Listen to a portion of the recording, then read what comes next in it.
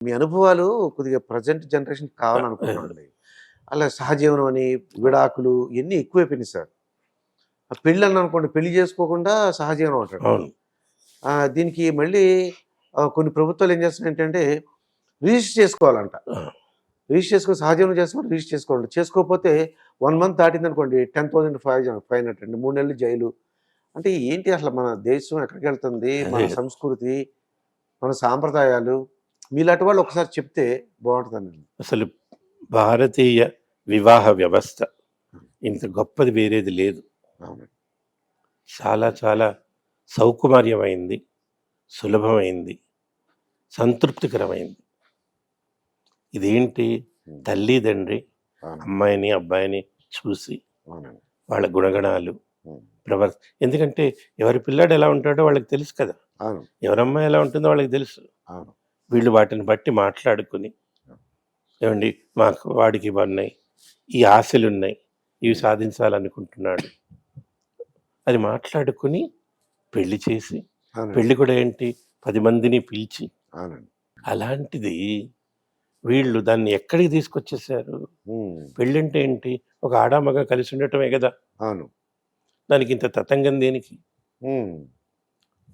పెళ్ళయిన తర్వాతైనా మీరు చేసేదేంటి? హ్మ్. కలిసి ఉండటమే గదా! అవును.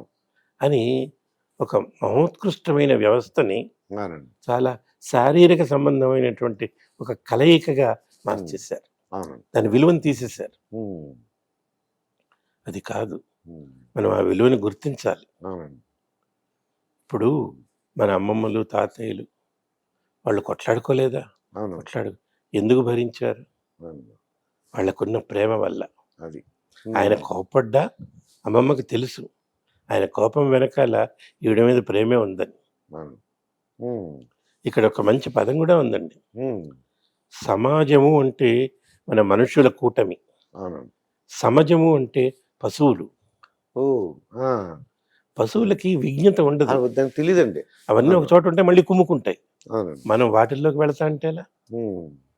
ఇవాళ సహజీవనం అని హ్మ్. ఈ పేరు పెట్టి, ఆ పేరు పెట్టి, అవునండి. హ్మ్. ఇంకోటేంటి ఎక్కడో ఐరోపాలోను, ఫ్రాన్స్‌లోను, హ్మ్. అమెరికాలో వాళ్ళలా ఉంటున్నారంట. హ్మ్. వాళ్ళందరూ అలా ఏం లేరు. ఆ! వాళ్ళు కూడా ఈ వివాహ వ్యవస్థని నమ్ముకునే ఉన్నారు. హ్మ్. గౌరవంగానే ఉన్నారు. హ్మ్. ఒకళ్ళిద్దరు హ్మ్. విపరీతంగా ప్రవర్తించొచ్చు. అవునండి. వాళ్ళు మనకు ఆదర్శం కాదు. అవును. వాళ్ళని మనం సరిదిద్దాలి. అవును. ముందు మనం సరిగ్గా ఉండాలి. అవునండి. హ్మ్.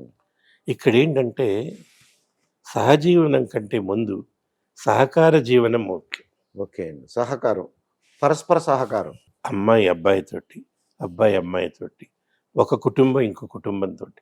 మన వాళ్ళు ఎందుకు పెట్టారండి? హ్మ్. 16 రోజుల పండగంటారు. అవునండి. సంక్రాంతి అంటారు. హ్మ్. దసరా అంటారు. ఉగాది అంటారు. కొత్తల్లుడు రావటం అంటారు. కొత్త అవును. కోడలు ఇంటికి రావటం అంటారు.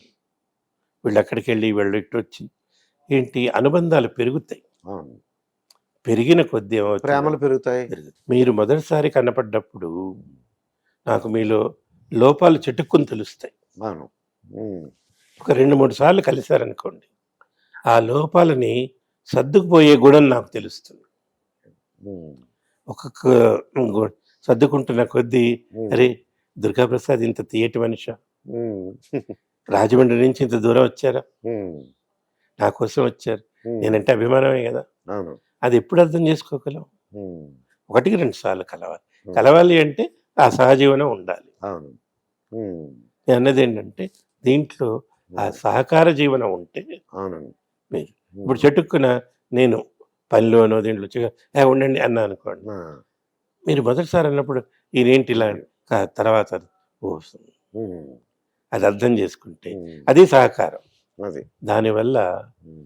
ఒక్కసారి మనకి సహకారం అంటూ హ్మ్.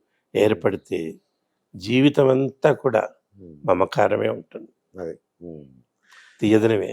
ఇప్పుడు ఈ సహజం వలన పాపులేషన్ తగ్గిపోద్దేమో నా అనుమానం సార్. ఎందుకంటే వాళ్ళిద్దరూ ఫ్రెండ్స్ లాగా ఉంటారు. సరదాగా ఉంటారు. ఏదో జాబ్ అంటారు. పిల్లలు నెమ్మదిగా సంతతి ఉండదు. నేను అనుకోవటం ఫ్యూచర్‌లో మన దేశానికి ఆ ప్రాబ్లమ్ వస్తదేమో అనుకుంటున్నానండి. దానికంటే ముందు ఇంకో ప్రాబ్లమ్ వస్తుంది. ఆ! వీళ్ళు ఈ సహజీవనం ఎప్పటికీ ఉండరు. ఓకే. ఒక 5-6 ఏళ్ళు ఉంటారు, 7 ఏళ్ళు ఉండి మళ్ళీ వెళ్ళిపోతారు. హ్మ్.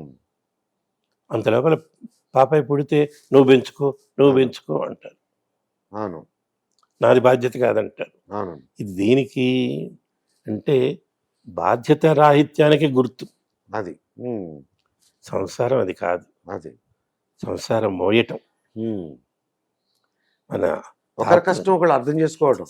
అమ్మా నాన్నలంతా కూడా హ్మ్. అలా మొయ్యబట్టే ఈ సమాజం ఇలా ఉంది. హ్మ్. అందరూ వదిలేస్తే మనం చెట్టుకో పుట్టకో ఒకళ్ళు ఉండేవాళ్ళు. అవునండి. అందువల్ల మనం ఖచ్చితంగా చెప్పవలసింది ఏంటంటే హ్మ్. సహకార జీవనం అలవాటు చేసుకోవాలి. అది. మీరు సహజీవనంలో ఉన్నా సరే హ్మ్. దానికంటే వివాహ వ్యవస్థ పూర్తిగా ఆదరణీయం, అవును. ఆదర్శం. అవునండి. దాన్ని గౌరవించాలి. అవును. ఇక విడాకుల సంస్కృతి కూడా పెరిగిపోయింది సార్ అది. అంటే ఇద్దరు ఇదివరకనంటే ఎవరో ఇంట్లో మగవాళ్ళే హ్మ్. సంపాదించేవారు. ఇంట్లో ఆడవాళ్ళు సంసారం అది చక్కదిద్దుకోవటం, పిల్లల్ని చదివించుకోవడం వరకు ఉండారు. ఇప్పుడు ఇద్దరికి ఉద్యోగాలొస్తున్నాయి. ఆ! ఇద్దరు చదువుకుంటున్నారు. చదువు వల్ల హ్మ్. ఉద్యోగాలు, ఉద్యోగాల వల్ల ఆర్థిక స్వావలంబన. అవును.